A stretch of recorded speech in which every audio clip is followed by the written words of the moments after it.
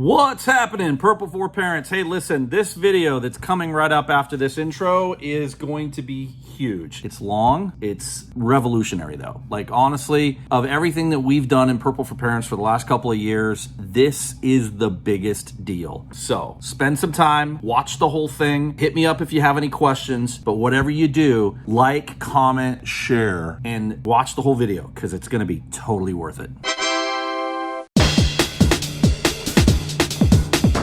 What's happening, PurpleForParents? I am super excited today to bring this news to you. It is something that we've been hyping up a little bit, but we've been working behind the scenes on for months now, and we are now ready to roll this out to you all, and it's going to be super exciting. We are essentially going to solve everyone's problems with regards to government schools and public education and provide solutions to all of the parents out there that want to get out of this system or find a way to get their kids in a better situation than they are now. And so what we're going to do is we're going to talk today about what are the problems with public education in regards to government district schools, and then what sort of solutions can we do to that. So we're going to start today by talking about what the problems are. So everybody knows, by the way, you're going to want to share this video with anybody that you know that has any problem with government schools or what's going on with regards to curriculum or any of that stuff. You're going to want to share this as far and wide as you can. Share it with your friends, tag your friends, put it in every group you can. All right, so let's start. I want to talk first about Yeah, you're right. You should introduce. All right, so first, we have the current president of PurpleForParents, which is Michelle Dillard, and your California refugee, Angie Russo. Famous. And I'm Michelle Edwards. I'm the principal of Artis Academy here in Apache Junction. Michelle Edwards, and also a member of PurpleForParents as well. So, and our founder, Forrest Moriarty. Yeah, and me. Yeah, just the dad. All right, so let's talk a little bit about how PurpleForParents got started and the current issues that we've identified within the government district schools. And I'll start by saying, for those that don't know the story, PurpleForParents got started the day the walkout began in Arizona in 2018, and within 3 days grew to 6,000 members overnight.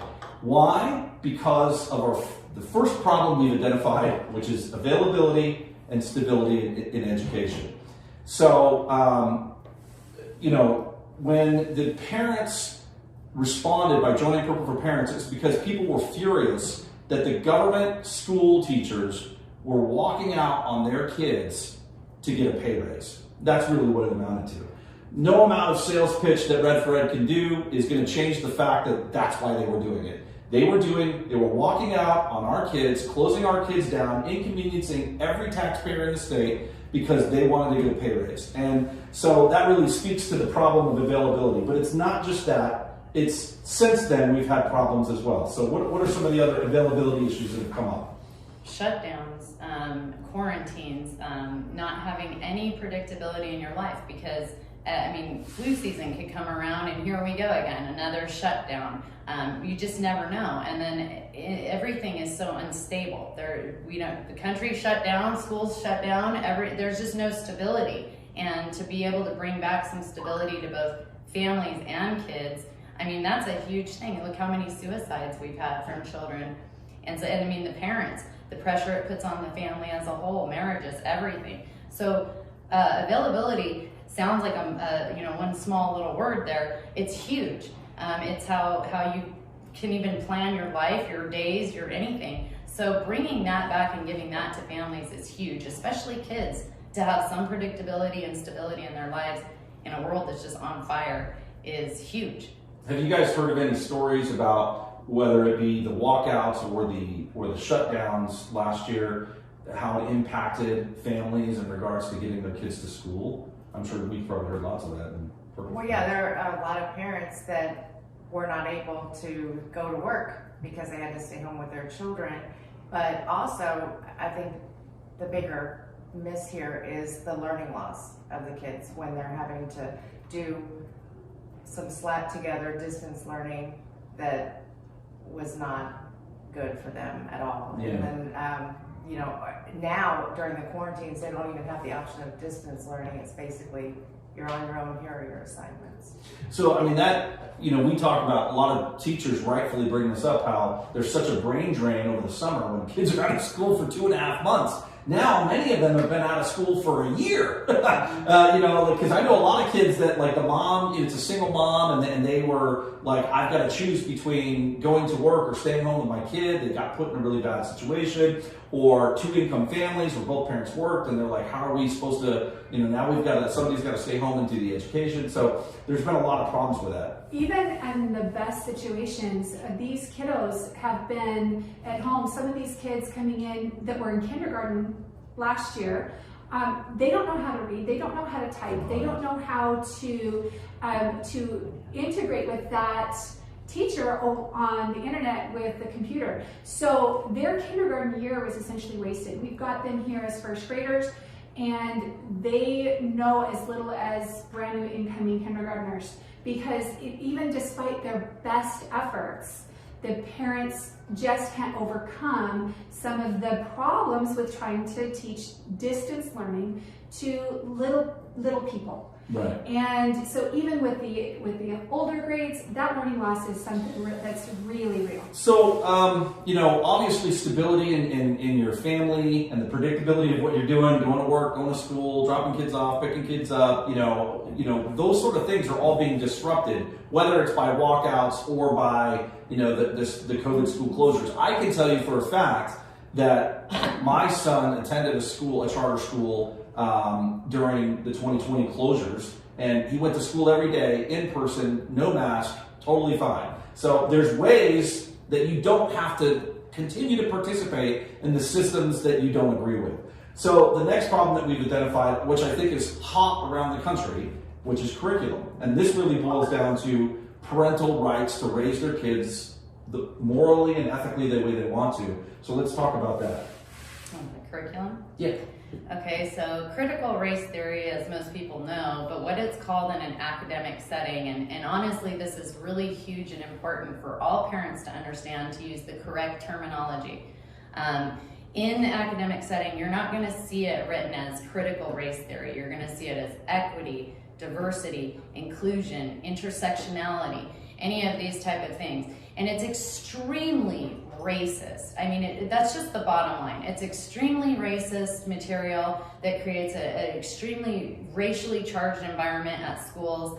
I saw this firsthand in California. It was one of the #1 reasons that I pulled my kids out, because it turned our schools into war zones. It breaks everybody up into these little subcategories and then pits everybody against each other. And it's utterly disgusting what it creates in a group of kids that have grown up with each other all their lives, and all of a sudden they're mortal enemies because their teachers told them this. So to me, it is the one that I am concerned with the most, because I saw how much damage that it caused in California, and everything is kind of wrapped up into CRT. You get a little bit of all of it, the critical race theory, everything, the communist undertones, the socialism, even the LGBT agenda, that whole thing, it's all wrapped up in there. So to me, it's just one of the most destructive psychological weapons that have been unleashed on our children. And the damage that I saw from that, including race riots at the high schools, it was insane. It was absolutely insane. Well, it creates an us versus them tribalism amongst kids, which is dangerous anyways. But in addition to that, it's teaching kids that you're either an oppressor or oppressed, that you're either good or inherently bad, that you're someone that's been a victim of something that maybe you didn't even realize you were a victim of, and that you're a bad person by simply existing. And this ideology, like a lot of school districts will tell you, oh, we don't do critical race theory, because they don't have the technical phraseology of critical race theory. But what they're doing is they're using diversity, inclusion, equity, and other types of intersectionality trainings and things like that, and it's the same stuff, right? The DEI or DIE whatever district you're looking at, a lot of them you're not going to find critical race theory, but you will find equity. Equity, by the way, very different than equality, and stuff that you should look up. That's a whole other video. Well, and to your point, to add on to that, there is no class. You don't get to go say to your school district, don't teach my kid critical race theory. And even if they called it that, you still couldn't opt your kid out because it's embedded into the curriculum of core subjects, English, math. Yeah. That's where you'll find Yeah, it. because they're putting it Yeah. like they're putting it in history class, they're putting it in English, they're putting it in science, and they're saying, we're going to teach this ideology, right? A sort of new religious wokeism, right? We're going to teach this ideology, but it's not like I'm going to sign up for Critical Race Theory 101. This is your English assignment that has to do with critical race theory. And so, yeah, all right. So then the next issue was in regards to health, right? We've had a lot of issues with regards to health that have to do with the problems surrounding, obviously a lot of parents and teachers have had issues with regards to masking and whether or not we've got a school district that requires the masks. And then in addition to that, we now know it's coming, right? It's coming down the pipe. They've already said that they're going to do it, which is doing the vaccine mandates, where they're going to say, we've already had vaccine mandates for kids for schools. Now you're going to have you're going to have to have the COVID vaccine mandate. So let's talk about some of the concerns with that. What are some of the issues? I mean, we've seen this erupting around the country, but what have you guys seen and what are your thoughts about that? Well, I think they're definitely going to add the COVID-19 vaccine to the schedule, and then the schools are going to require it for the kids to attend. And even though right now the normal, actual, real vaccinations you can opt out of, I think there's going to be a real tightening down, and you're not going to be able to get the exemptions. But I don't know. I mean, that's speculation on my part. Right. Okay. Same thing with masks. Well, from what they've shown us already, there's no two ways about it. You can see their agenda, and you can see how intent they are at enforcing it. To the point that they have with masks and what they're willing to do for parents that stand against the masks. I can only imagine when it comes to vaccines. So from everything that we've seen, we have absolutely no reason to believe that they're not going to force this issue. So not only do I have an issue with that, but she's right about the prior vaccines. I mean, especially when you have, I have a daughter that has a vaccine injury and has a debilitating disease from it. And so an experimental one on top of it. And so, I mean, yes, I think they're going to throw everything at us because they don't even seem to be slowing down a little bit. Right. So this has been something that's erupted across the nation, where parents are saying, the science isn't there. Whether or not you agree with that or not, a parent's right to decide their health decisions for them, their kids, that's a huge issue right now. Medical freedom. And the autonomy of your own body, right? Something that has come up a lot. And then the last subject here is in regards to safety, school safety. This has gotten a lot of national news lately because of Loudoun County in Virginia, where they had a student that was saying that they were transgender and was using the girls' bathroom as a boy, and then allegedly had raped a girl in that school, was kicked out of that school, got sent to another school, did the same thing there. So again, this is a cultural issue, a political issue that now in practice at the government schools has resulted in a child being raped, multiple children being raped. In addition to that, we've had school violence happening where the dads had to show up to a school because why? The school decided to get rid of the resource officer.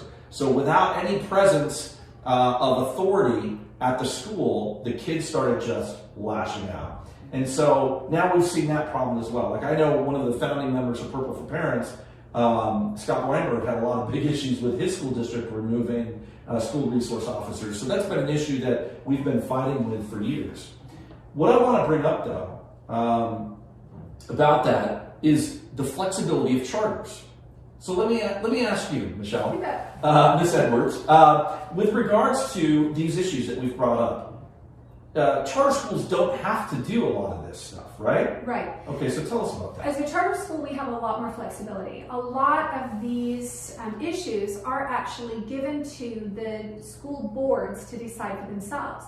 So in these big districts, a small group of people are making these decisions for the entire board. They're making the decisions to hold up those mask mandates, to hold up those vaccines and vaccine passports, to eliminate the school resource officers, all of these kinds of things. Those decisions are being made at the school board level, which Purple for Parents has an amazing record of being able to go to those meetings and stand up for the parents' rights in those meetings. But they're still a lot of the times being, those arguments are falling on deaf ears, and those boards are still voting in ways that is perpetuating these problems.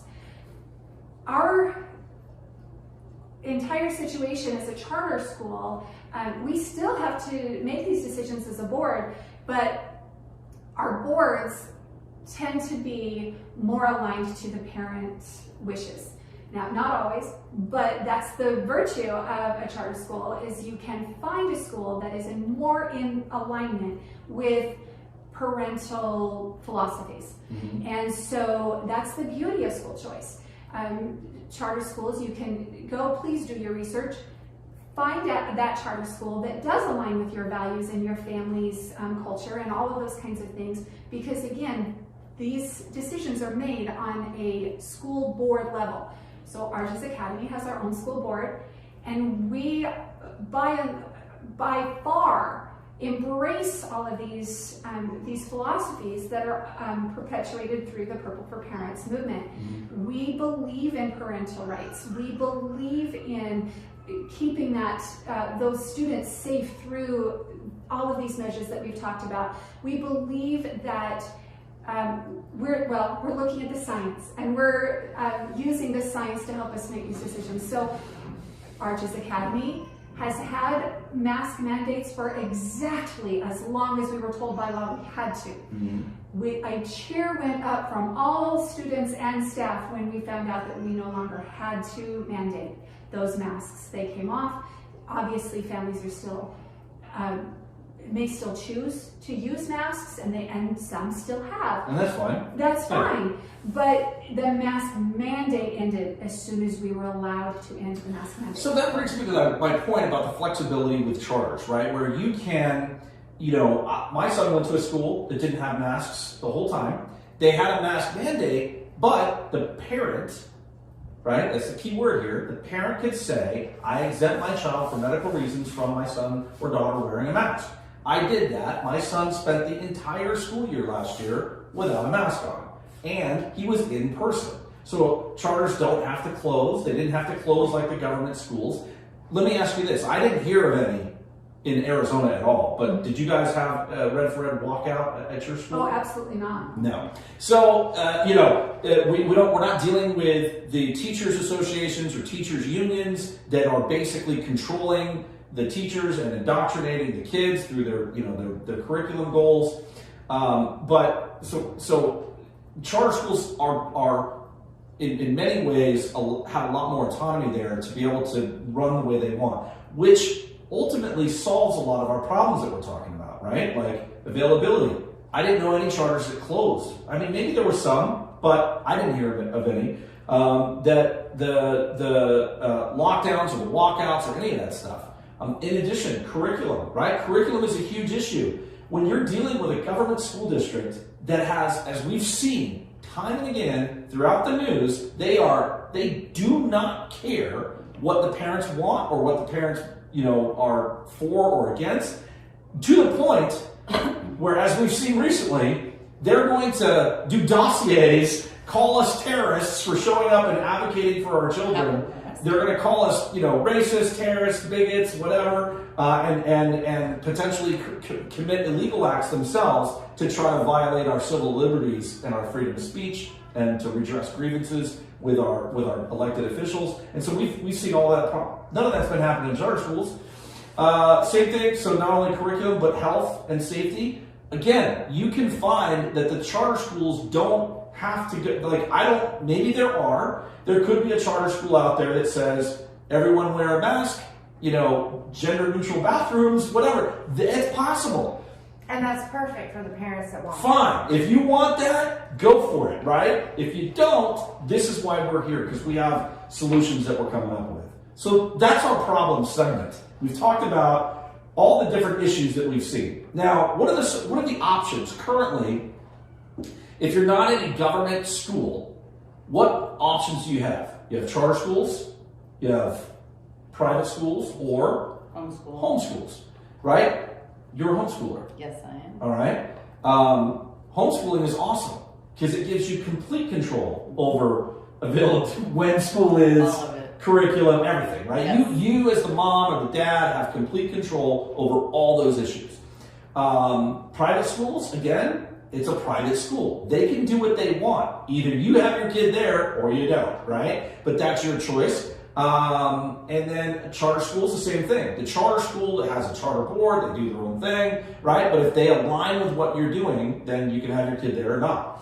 So ultimately, these other school choices, which Arizona as a state is actually ahead of many states. absolutely. But as a state, we've done a pretty good job. And what we're going to do now is pretty mind-blowing because we're gonna blow this whole thing open. There's problems with all of these things, right? So some parents can't do private schools. Why? I can't afford it. Can't afford it, right? I would love to send my kid to a private school. Definitely don't have the money to do that. What's the problem with homeschool? I'm sure you've heard a lot of this because you're a homeschool expert. Yeah, I do consider them excuses. However, I know that for a lot of people, it is a strain for sure, especially if you have to have two incomes. Depending on how desperate you are to save your kids, you make whatever necessary sacrifices you need to, which me and my husband definitely did, but I don't know that it would work for everyone else. I owned my own business, so I worked all night and homeschooled kids all day. And that's not feasible for everybody. There's a lot of challenges when it comes to that. It could be finances even, because it's not free to homeschool. It costs money. There are some financial barriers. I think the number one concern that I see with people with homeschooling is they're fearful. They think that, I sucked at math when I was a kid, so I can't teach my kid math, which I want to dispel that. The curriculum itself is the teacher, so it doesn't matter. So that's one thing I always try and dispel about homeschooling. But the bottom line is it's not for everyone in every application. Having an alternative to that would be great. When I consider myself forced into homeschooling because I lived in California. I couldn't afford a private school, and we weren't like Arizona that had all this school choice and charters. When I got here, I swear, I'm like, if you threw a rock, you could hit a charter school. And sure. I couldn't believe that. So I had no other option but to homeschool, and I was very much forced to homeschool because it was either the government indoctrination centers where there were race riots and they were brainwashing my kids, or there was homeschooling. And so I bit the bullet and homeschooled. Right. So obviously single parent families, that's not an option. Two income families, not really an option. Some people, they have hang-ups about it, whether it's skill set or time or whatever. There's a lot of reasons why homeschooling may not be the thing for you. Charter schools. What have been some issues with charter schools? I know for one of my things with charter schools was that I've heard a lot, especially in PurpleForParents, was that, the charter school doesn't have X, right? It doesn't have Y or whatever. Sometimes you hear that sort of complaint about charter schools. The biggest thing is something like that. The biggest ones we hear are band and sports. Right. And we're working on that. We're still a small school, but it's working up to that. But yeah, that it does tend to be a problem for some families that they really want to have, some of those electives, some of those, special programs that for a small charter school, it just may not be available to you. So I can tell you, one of the things that we looked into as a family that had our kids in charter schools was we looked into doing those things outside of school, right? Signing them up for private lessons in music, or doing clubs for sports, or clubs for music where they could join a youth symphony, or they could join a local ball club or something like that. And there's options for that. And a lot of people don't know this, that if you're registered in a district, that you can take your kid to a public school and do public school sports. A lot of people don't know that. You can do that if you're homeschooling. Yeah. Your kid can still play on the football team of That's your right. local school That's or right. what have you. Yeah. You know, so that is a. And I know too, because we have some Purple for Parent members that got on the school board in EVIT.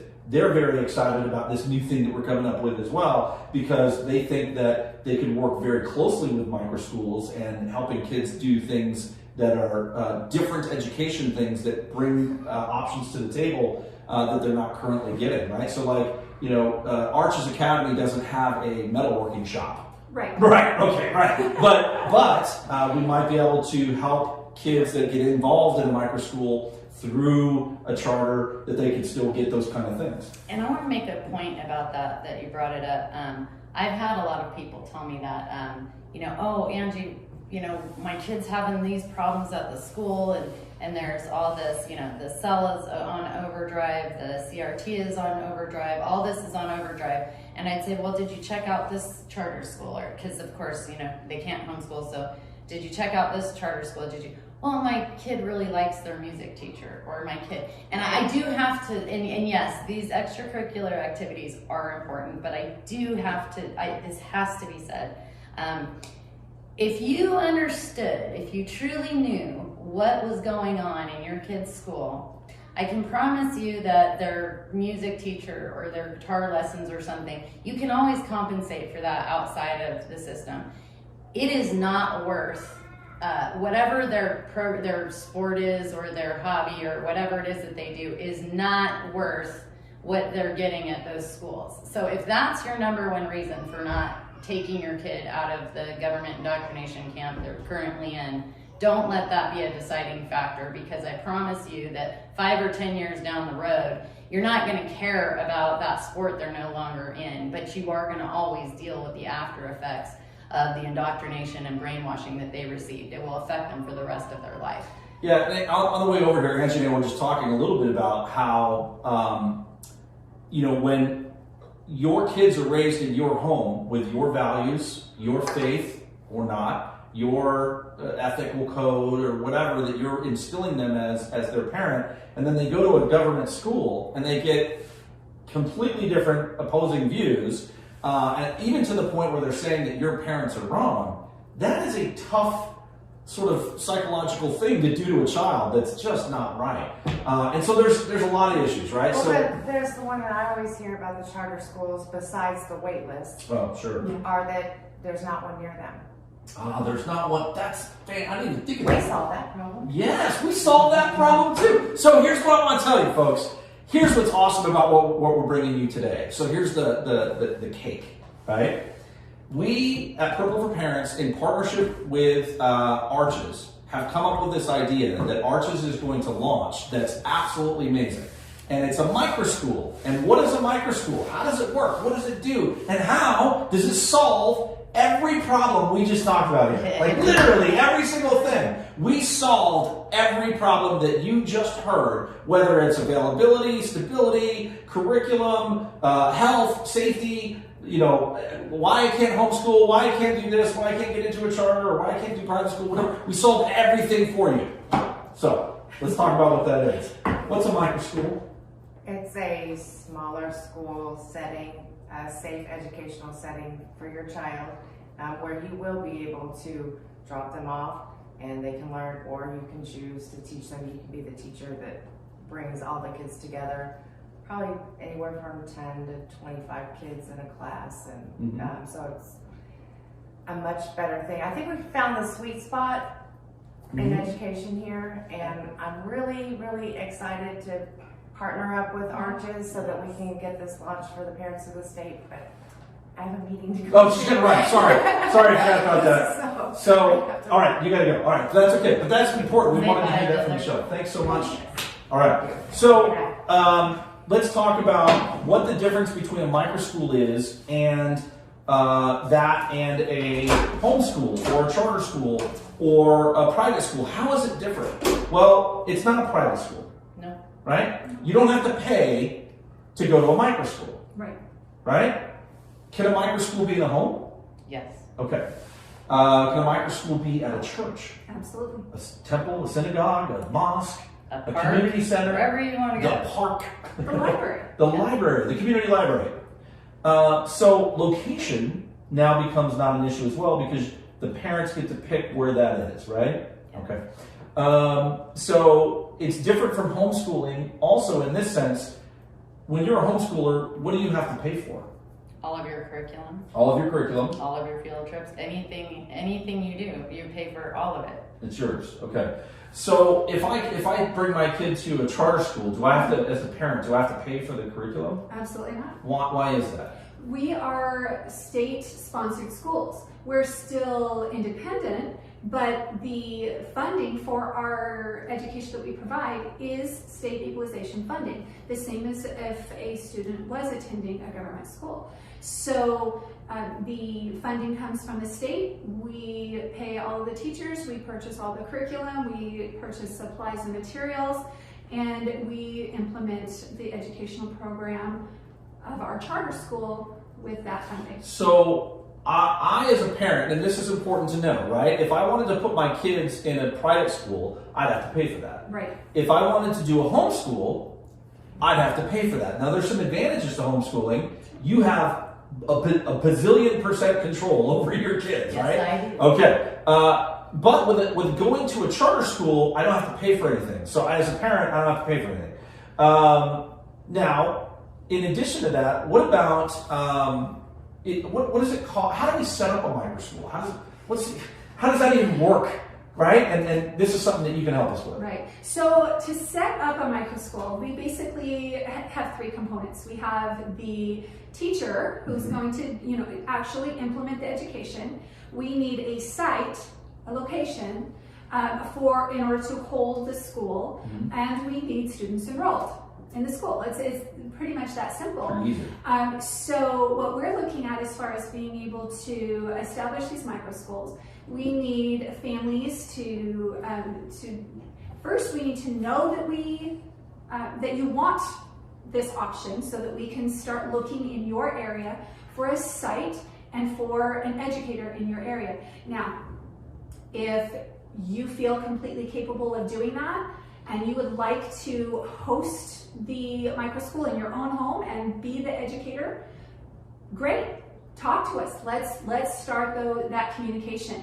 We need that would be similar to a homeschool. It would be. Except they get the financial support Exactly. where the child registers with Arches, but they go to school at the house. At their home. But they get their curriculum paid for. They get their some supplies. They have a And support. That's what I was just going to say. I've In done this, so addition- that's support. There's no joke. No, that's a big thing. If I could have called her up, because when I started a micro school, I would have loved to be able to call the principal of a charter school and get any advice or help. So in addition to the financial support, all of the curriculum, all the supplies and materials, and all the technology that you need to operate that school, you also have the support from the school. So we're going to teach the teachers how to implement this curriculum.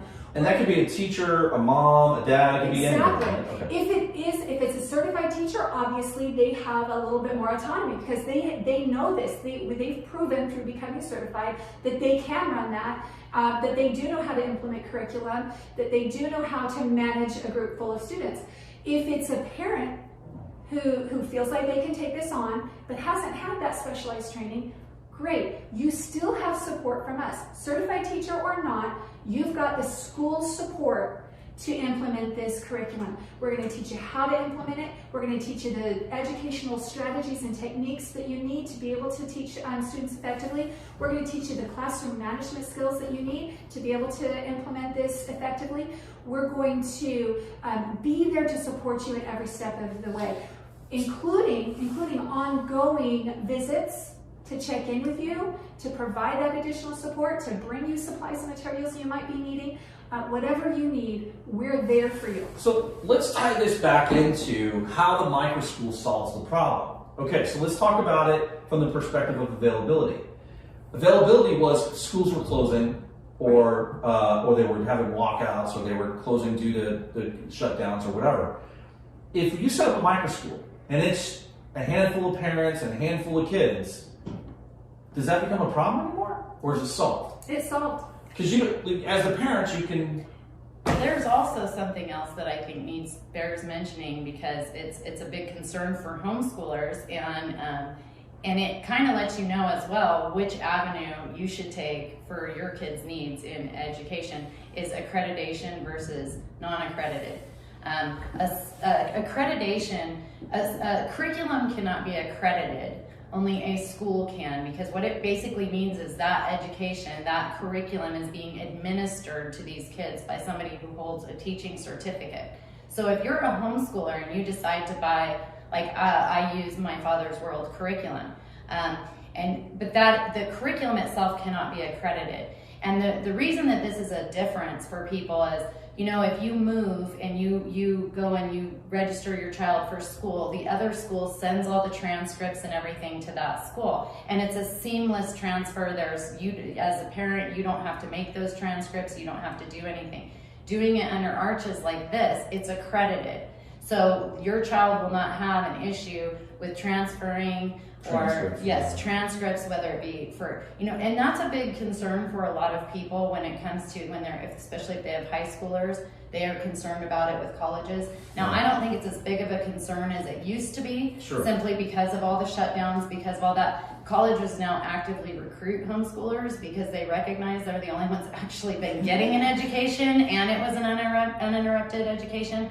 But I think that that's a major benefit for people that are scared about homeschooling, that microschooling under the umbrella of a charter like this really affords them that coverage.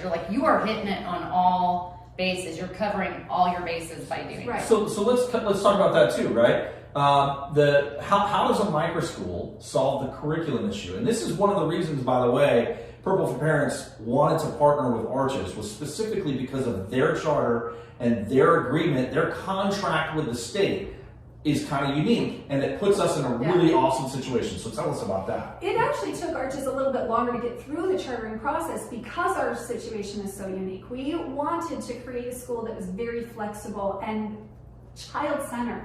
We wanted to make sure that our school was something that allowed students to be able to move at their own pace, to be able to move on when material was mastered, but have as long as they needed to until it was mastered. There's all kinds of pieces of our charter school, the charter, as you mentioned, that we had to set up with the state that makes us unique from even other charter schools.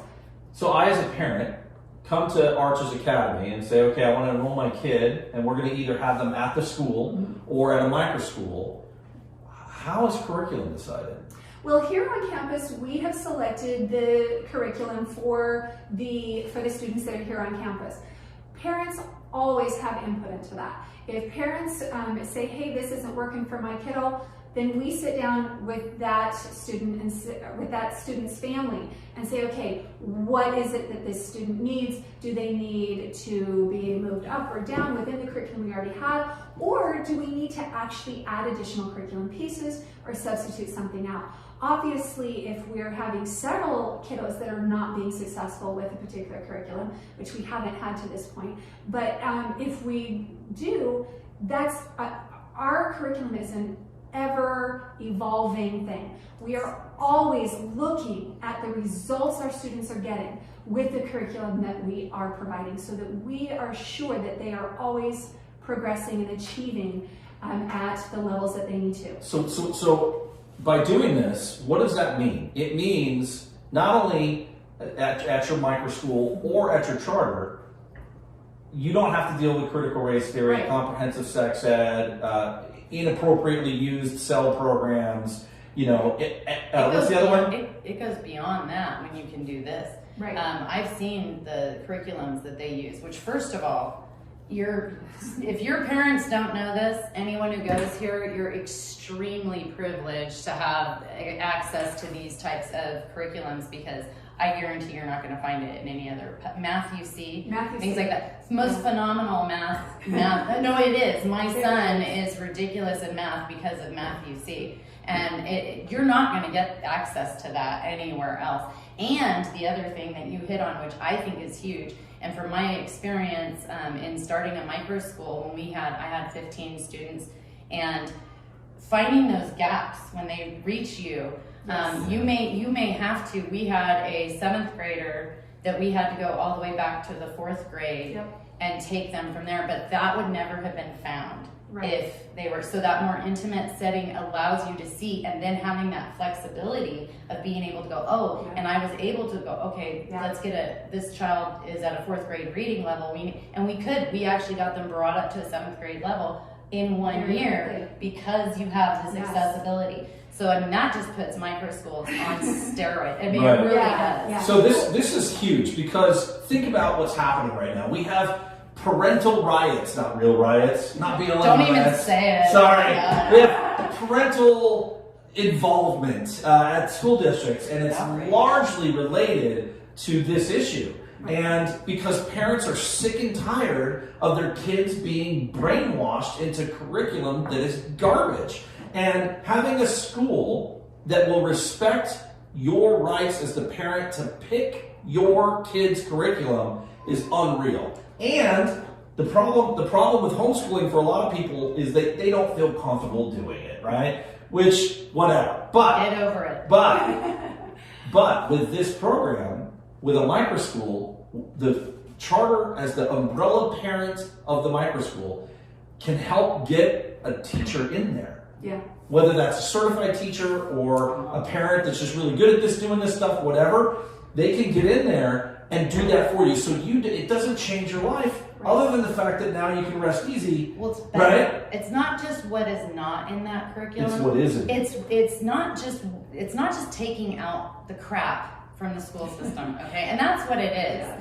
It's not just about what you take away. It's also what you add to it. And that is what has impressed me with Arches and your philosophy all the way around. It is, in my opinion, it's the next generation in education. If there is to be actual real education, this is real education. I mean, it's just the bottom line, and it's a night and day difference when you look at them. I mean, like I said, math UC, that's just not a curriculum you're going to see in a public.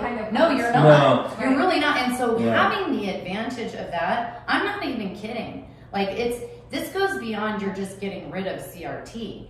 You are getting something so much better than just subtracting the crap. That was the other thing, right? I just reminded myself. What was the big issue curriculum a few years ago?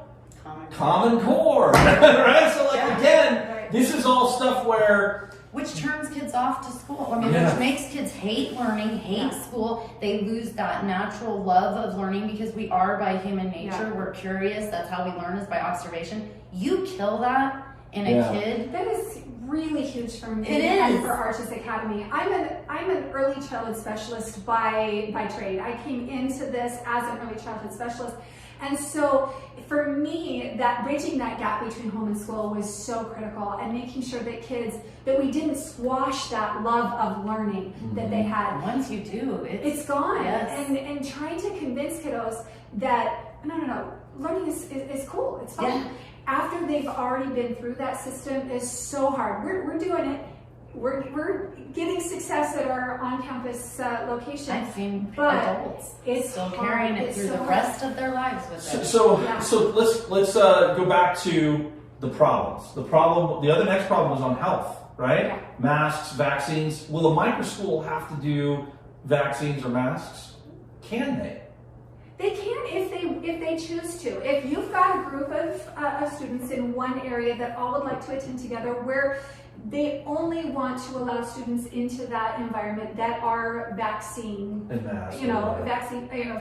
masked, then we can arrange that. We can arrange, because these are so small, we can arrange a location where the only parents that put their kiddos in that microschool have them vaccinated and masked. And the opposite is true, right? So like if you want, like my thing was, I don't want my kid being forced to have a vaccine or have a mask, so I want an environment where they can do that. Microschools provide that solution. Same thing with curriculum, right? If you're the type of parent that wants 1619 Project and Black Lives Matter curriculum and LGBTQ curriculum and whatever, you could create if you find a charter that will do it, you could create a microschool that does all that They stuff. could just stay in the public school. Or they could just stay in the government Already- school. I mean, you guys have already got everything. You've already got so, all that. You yeah. don't need your own microschool. But all right, so then the last one really is on safety, right? And I don't know about you, but I feel a lot safer in an environment with less people around, right? So like these 2,500 person high schools that need 2 resource officers at them to handle all the stuff that's going on there, a microschool solves that problem. And the same thing with like the transgender bathrooms and all that stuff. In a microschool, you don't have those problems. Well, and I kind of want to go back to what you were saying a minute ago now. So like a huge shout out to any of you teachers, like when you were saying if you want to have a mask school and all that, you can. Same with the teachers. Instead of teachers being forced to be vaccinated or forced to wear masks, if you were a teacher in the microschool, you would, if you were with a group you didn't want to, you choose a group that doesn't want it either. And also, hey, any of you teachers that have had it with the unions and the government schools and you don't feel like brainwashing kids every day for a paycheck, I think, dude, become a microschool teacher. I mean, I've done it before myself, and it's so rewarding. I think it's entrepreneurship brought to teachers. You no longer have to be part of their system and be used as a weapon against America, parents and kids. You can actually, I got to imagine that anyone who went to college to become a teacher, actually does care about kids, does want to. So this is your opportunity, teachers, to step up. And I mean, it's your career. Bring some of the honor back to your career, because in my opinion, your profession has been utterly disgraced and stolen from you By the unions and the by the union, yeah, not by the but this is the teacher's chance to take it back, because if this was my career and I would be mad if I was a teacher at what they turned my profession into. So think about this, teachers, right? If you're a teacher in a government school right now, or you're in a school, maybe you're in another school, a private school, a charter school, whatever it is, you're in an environment that your full capacity of a teacher isn't being utilized, your creativity, right? I had some teachers when I was growing up that were amazing, right? That did a lot of hands-on stuff, which was great for me because I'm a hands-on person. But if you're the type of teacher where you feel stifled, put into a locked room or like a safety jacket or whatever, you can't be what you went into doing this for, right? The love of teaching, the love of kids. When you consider that they get performance pay now based on CRT. Oh, they don't get paid if they don't hit those check marks. They have to. It's performance based. So, I mean, honestly, the school system is strangling our teachers, our parents, our kids, everyone. So we want a new system. Yes. We want a new system. And that's what this is providing, right? So what's happening is we now can, the availability issue or the stability of the school, problem solved by microschools. The issue about curriculum, problem solved by microschools, as long as they're partnering with somebody like Arches, right? The problem with health and safety, all of those issues, literally every single issue that we've talked about here today is solved by a microschool. It's solved. It is, and I can tell you from doing a microschool myself, I started a P4P microschool a year ago when the shutdowns happened. And I knew that distance learning is horrible. I don't care. It's never easier on a kid. It just isn't. I knew the meltdowns were going to start. I knew how this was all going to go, and I saw it. And starting that microschool, seeing what happened as a result, the impact we had on the kids that were there, the parents, it actually changed families' lives. It changed all of this. And we weren't concerned about masks. We weren't concerned about what they were teaching our kids. And then to be able to take it and put it under something like Arches just puts it on steroids. Yep. I mean, to have that opportunity. I mean, parents, I know that it's a lot of this stuff is new to a lot of people. I know that just recently, CRT, critical race theory, has become this buzzword. We've been fighting it for years. I mean, 2 years ago, we got it kicked out of 2 different school districts. So this isn't a new thing to us. It's maybe a new thing to all of other America, but it isn't a new thing to us. And it certainly wasn't a new thing to me coming from California. I saw it in full effect. So seeing what it can be done through the charter system will just put micro schools on steroids. And even with charters, you guys are afforded the ability to be more creative. It's like you have to hit this goal, but you can let your teachers be teachers and use that creativity to get there. And for me, the number one thing is I've seen it go full circle. My oldest son is 21 years old. My daughter's 17 and my youngest is 14. When kids get a bad taste in their mouth, when they've had those bad experiences, I have seen it last lifetimes, where people, according to the type of career they want for themselves, they'll avoid college because they hate school so bad. That is stealing something from somebody that affects them for the rest of their life. I know men that are so afraid to fail they won't even try, because if they don't try, then they can't fail.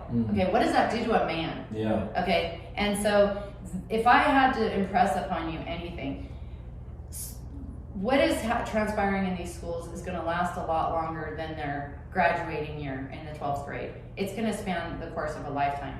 And kids have been subjected to so much in the last 2 years, not to mention all the indoctrination and stuff, but just the state of our country and everything. This is a way to undo some of that damage, which is like a humongous privilege, because very rarely do you get a chance to come back and do it. And then if you did get the chance, to have the right tools and the right people and the right support systems in place to do that. This is huge. You're not just saving education, you're saving the whole kid, mind, body, and soul.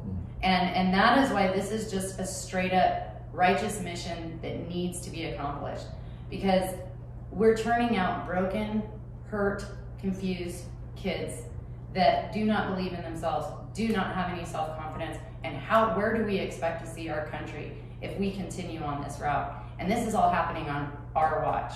Right. This is on every single person, every grown-up, every person who has a kid in school right now. I don't even care if you have kids. If you're an American citizen, if your tax dollars are being used to perpetuate this on America's children, this is why. Thank God for you, Michelle. Thank God for Arches. Thank God that people are willing to step up. And you're blazing your own trail. It's definitely new. It's definitely not something that has been done. But the really cool part that I love about this is that we're telling you exactly how we're doing this, so that everyone can go mimic it. Go do it in your state. Go do it in your city. Contact your closest charter school. Get together with them and do the same thing. Here's what we're going to do in Arizona, though. Anybody in Arizona can come to Arches and set up a microschool in tandem with them that follows. Michelle. Yeah, call Michelle. So let's talk about how, because now we've talked about the problems, we've talked about how we're, the solutions. How do we set up a microschool? And let's get into the details of that, okay? Okay. So let's say I'm a parent, okay? Yes. I'm a dad. I go, look, I don't like this school for any number of the reasons that we just talked about. I want to set up a microschool. What do I do? Well, first we need to decide what level of commitment you're in for. Are you talking about hosting at your own home? So I could have it at my house. You could. Okay. Bottom line, at any level of involvement, the first thing to do is call us here at Arches. 480-881-7114. Call us. You can also reach out to the website and use the contact form on the website, and we will get back to you. What's the URL to the website? arches-academy.com. Okay. So setting up the how, it's also important to understand the details, right? Right. So one of the things that we've done that's very different than any of the options we've talked about before is we've solved the problem about the money. So let's say I am a parent and I'm going to host. Right. Right? I'm gonna be a brave California refugee, escape the crazy, and come to Arizona. And I'm gonna set up a microschool. All right. So, which she already did, by the way. She's like that. So let's say I'm Michelle, okay, or Angie, and I come to here and I go, okay, I've already done this. how do I set it up, or what's the benefit for being a microschool like the one that we set up with Screaming Eagles and Purple for Parents? If we were doing that underneath arches, how would it work? How do we get? So, as I said before, there's 3 components to every school. There's the school leader, Right. the teacher or facilitator, however we So set use me that up. as an example. Okay. So Angie's the So facilitator. Angie's the facilitator. Angie, are you a certified teacher? Nope. Okay, so we're going to have to set up some additional training and some additional support services through Arches to make sure that When I started my when you microschool, I start- would have kissed your feet. Yes, I would have. Yes, I would have. Go Okay. So we'll be setting up that additional support. So Angie wants to set up a microschool in her home, and she wants to do the teaching. We're going to need to go into that home. We're going to do some just basic safety, inspection. We want to make sure that, again, that we're not creating an additional safety problem. We want to make sure that the home is a safe place to be. We're going to set aside some space in that home to make sure that there's space for a Dedicated classroom, learning. a dedicated learning environment. We're going to figure out how many students can we feasibly put into that space, and then we're going to start recruiting in that area for families to join that site. We're going to start training you, Angie. We're going to start the selection of curriculum process. We have a pretty dang good set of curriculum that we're using right now. And if that works for the microschool, then we just move forward with those. The materials are already available. We're already set to go with that. If additional or different curriculum is needed, then we just need to vet that curriculum, make sure it's approved, make sure it's aligned to meet the Arizona state standards, and that it's not religious. Because we do receive state funding, we can't use religious curriculum. And we just need to make sure that it aligns with our standards, which generally, as long as it's going to help students meet their academic milestones, we're good with it. But we do have our anti-discrimination, policies. Because it's and all a of that public kind of thing. school. It is a public school. Right. So we So still a have to use microschool those. is a public school. It is. Okay. In our case, at least. Okay. I have to say, I had to white knuckle it, okay? we just went for it, okay? Yeah. Because looking back on it now, if I would have been able, here, Angie, let us train you. Here, Angie, let me come to your house and make sure, to be helped like And that. provide the curriculum. Oh my gosh, yeah, you just took all the pain out of it. We had this issue, by the way, with the Purple for Parents Microschool, by the way, when we set it up, was affording the curriculum for all the kids. Yes. Right? That was an issue. So tell us about that. Yes. How does that work financially if Angie's microschool is now set up, and let's say she's got, just for giggles, I know it was like 15, right? But let's say it's 25 kids, all right? It's 25 kids. How does that curriculum funding work? Okay, so They want to pick their own thing. Okay, so with all of her microschools are going to be funded based on the number of students that are enrolled in that microschool. Okay. So the teacher is going to be paid based on how many students are I there. would have been paid too. You would have been paid to do Good this. Lord, I did this a year too early, man. Okay, so let's stop there. Okay, Angie, not a certified teacher, Right. certified kick butt mom, but not a certified teacher. Right. How much would she be paid if she were going to teach 25 kids at her home? well, each student is $2,000 per student per year. So obviously it's prorated if we start partway through the school year, but that's $2,000 per student per year in pay to the teacher. Okay, so you Not can only did make I not get paid, it cost me money. it cost you money. So all right, so you can so Angie, let's say she's going to set up a school for next year. Okay, 2022, the fall of 2022. She can set up a school, get 25 kids together that are going to come to her home. You guys are going to provide the support. She, as the facilitator, would be paid $50,000 a year For the year, yeah. to teach 25 kids. You betcha. So for all of you Red Foretters out there, right? You brought up some points. I'll give you credit where credit's due on some things. How much do y'all get paid? And how many kids are you teaching? Right. Right? Think about that. If you're currently in the government district school and you're teaching 28, 30, 33, 35 kids, and you're one teacher, and how much you're getting paid? Well, if you got paid $2,000 per kid per year, I guarantee you this model, you're going to make more money.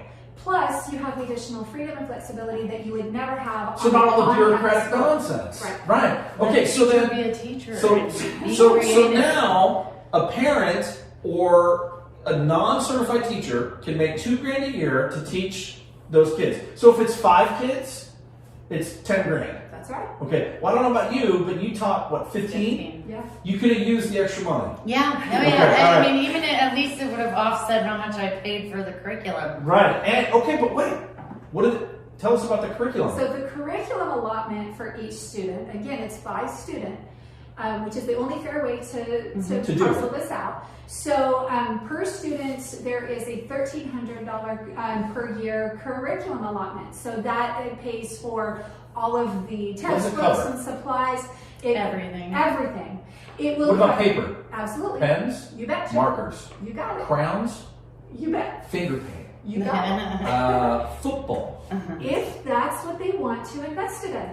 What about a recorder? You bet. Flute? You got it. Okay, so not only do you get $2,000 per kid per year for the facilitator of the microschool, you also get $1,300 per kid for the curriculum and other incidentals that would go into. So would that be better? Yeah. I'm totally ripped off at this point. So, yeah, it's much better. Yeah. Okay, so Including technology. including tech. So I could, if I wanted to, as a parent, I could say I want this $500 curriculum, Right. and I want this $500 iPad, and I want $300 worth of finger paints. You got it. Whatever. You know what's amazing with that too? ESA, you can't even do that. If your microscope even takes a battery, They'll yank it. Yep, because they say that's electronic. So it's better than ESAs. Remember, Purple for Parents has been advocating for ESAs for all kids. Which is an education. Education scholarship account. It's basically where the money follows the kid and the parents give the direction.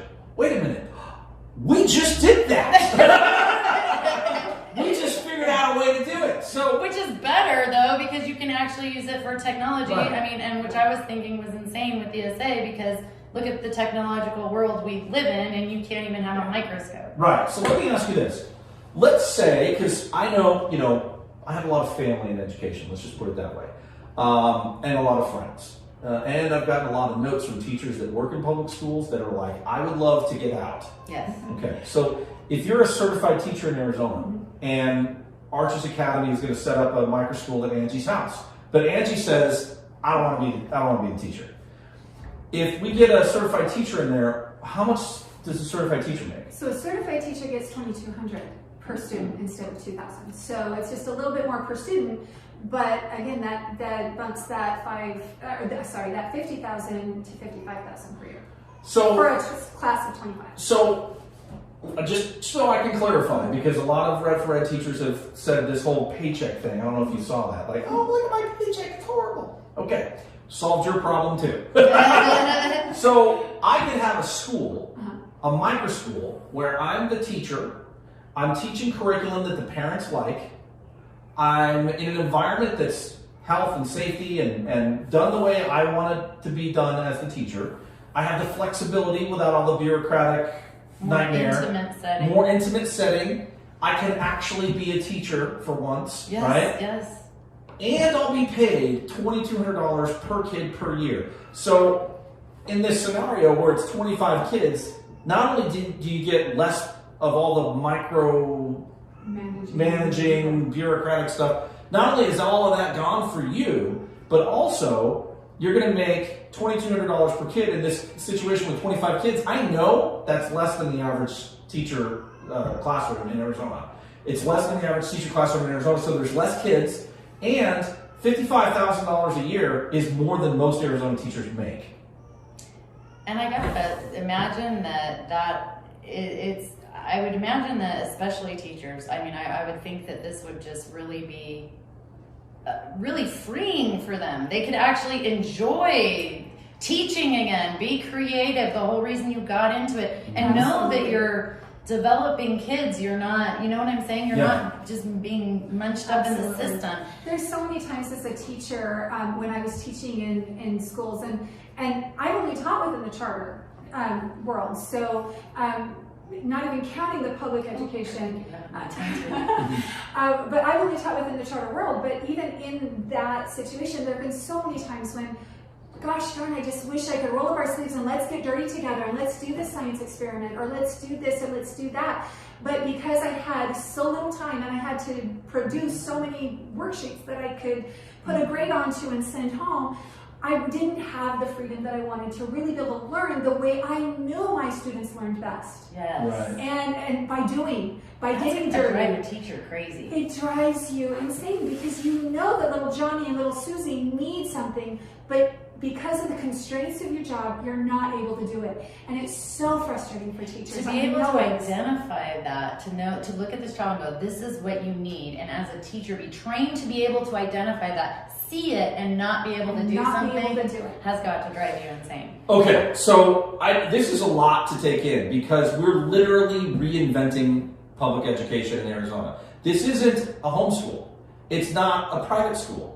It's not just a charter, it's a microschool. It's a whole new way of doing things. It's going to provide the parents the parental rights, respecting the parental rights. It's going to provide them, stability. It's going to provide them the proper curriculum. It's going to provide them health and safety that they agree with. It's providing teachers a way to go make more money and work with less kids and be more impactful in their education. It's solving everyone's problems. This system literally is the solution for everyone. So it lets everyone be who they are. It lets teachers be teachers. It lets parents be parents, and it lets kids be kids. It puts everything back in alignment where it's supposed to be. Where it's supposed to be. So with that said, I know that there's going to be a lot of questions. Okay, you're going to have questions about what about testing? What about like, for instance, I have kids with special needs, right? What about if I need a speech language pathologist? Will they come to my microschool? Right? Yes. Absolutely. Yeah. Right. Right. Yes. What if I need them? Can't get any better. Right. What if I want to put them in a program or whatever? All of those things. I don't want to try to answer every question for you, which we had written up a lot, right? What I want you to do, I want to encourage you to do, is call Michelle Edwards. She's the principal and primary leader of Arches Academy. She's the one that, with her partnership with Purple for Parents, is going to be setting up these microschools all over they literally anywhere in Arizona, right? So I could set up a microschool at a church with someone who's a volunteer at the church. That's not a certified teacher. Right. They could become or they could become a facilitator, and they could teach all the kids at the church during the Monday through Friday, whatever. Correct. What if I wanted to pull an Angie and set one up in my home? I can do that. You can do that. If you wanted to set up a microschool at a local strip mall area, sure. Doesn't matter. As long as they have an opportunity to come out and check it out, they can set it up. So parents, here's what I'm encouraging you to do. Call her. Call the school. Michelle Edwards. Say your phone number again. Phone number again, 480-881-7114. You can also reach out through the website, which is arches-academy.com, and make sure you have that dash in there. Otherwise, you get somebody else. It's arches-academy.com. You could also get there by welovearches.com and fill out the contact form, and we'll get right back with you. If you're having a hard time with that, you can also reach out to Angie, Michelle, or I on Facebook or in Purple for Parents group. You can reach out to us that way. Here's the deal. We want you to have a way that you can have all of these problems solved for you, have all the solutions you need, and if you have questions about it, how do I set it up? Where can I set it up? Who can help me? Whatever. That's why we're partnering with Arches, because they've agreed to take on that burden and help us as parents and as an organization. We're going to bring the attention to the fact that we've now got this as an option. Arches Academy has done all their due diligence with the state. They've been approved through the state, what's the board? Oh, the charter board? The charter board. They've been approved through the charter board to do this model. So we are set up. Everything as of right now, today, when you see this video, we are ready to go. We can set up a microschool in your house, in your neighborhood, at your church, at your community center. Arches Academy can help you do that. We'll help you. Purple for Parents has dedicated ourselves to creating this system, but I will make this commitment to you as well. We will be here to help you the whole way through. If you want help recruiting other parents in your area, if you want help getting connected with Michelle and Arches Academy, if you just have other questions about it, feel free to reach out to myself, Angie, Michelle Dillard. We're all here for you because Purple for Parents, from the beginning, has been about solutions. We want to solve these problems. I don't want to be involved. When I started Purple for Parents and Red for Ed, also, this is not what I wanted to be doing. I don't think any of us meant to do it. I did not want to be doing You're this. forced. God bless you for being involved. I did not want to be doing this, but I am, and here's what I'm here for. I'm here to help you guys. And so, in coming up with this concept and working with Arches Academy and Purple for Parents, we've now got a system that will help everyone. And it doesn't matter if you're into critical race theory and LGBTQ stuff, and masks and vaccines, whatever, stay at the government school. If you want your own microschool, you can find a charter school that does that. Arches Academy can set up a microschool anywhere in Arizona at any location and provide you all the support you need. And we don't have to wait until next year. I know in our example here, we talked about starting next year. We can start it now. My goal would be to have several in place in January at the latest. I want to get next this going semester. right away. Yeah, absolutely. So all you got to do, guys, again, call Arches Academy, call Michelle, reach out to her on the website, reach out to us. We'll put you in contact with her and get those kids out of those government schools that you don't agree with. Get them into Arches Academy as a registered Arches Academy student, and then we will help you get that microschool set up. Amen. And I'll tell you what, so go now and get Michelle Edwards tattooed so you don't forget.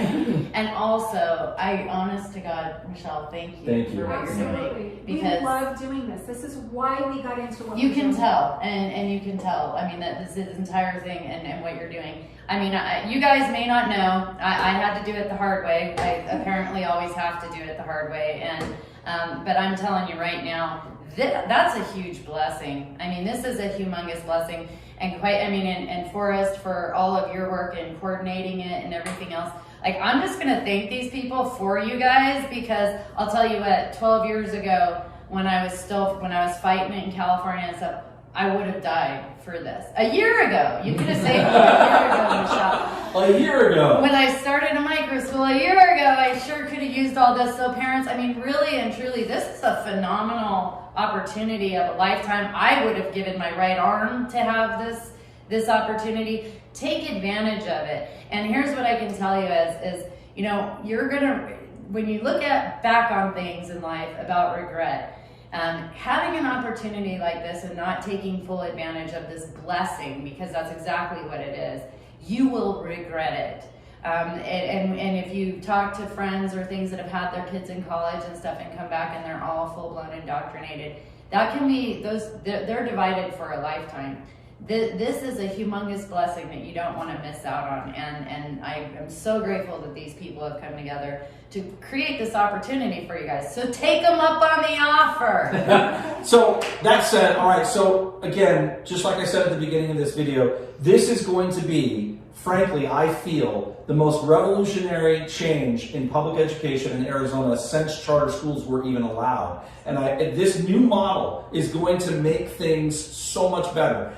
In the end, I believe government schools will have to respond to this, because we're going to create a system by which we no longer need them, and they're going to want to get those kids back, and they're going to start listening to you. Oh my and gosh, so, it's capitalism. Oh, what? Imagine that, capitalism and education. You'll have to perform if you want to get paid. So again, thank you so much. Share this video with everyone you know. Tag people, share it in a group, put it in any education group you can see, share it around the country, because even though we're doing this just in Arizona, we're working with Purple for Parents in Indiana to try to get it set up there, and I'm sure the folks in Virginia would love a system like this. I'm sure the folks in California would love a system like this. They would. Right? Everywhere in the country, if you guys see this video and you've seen what we're doing here and how it can radically change education for the better and create a whole new system by which it frees the child, it frees the teacher, and it empowers and respects the parents,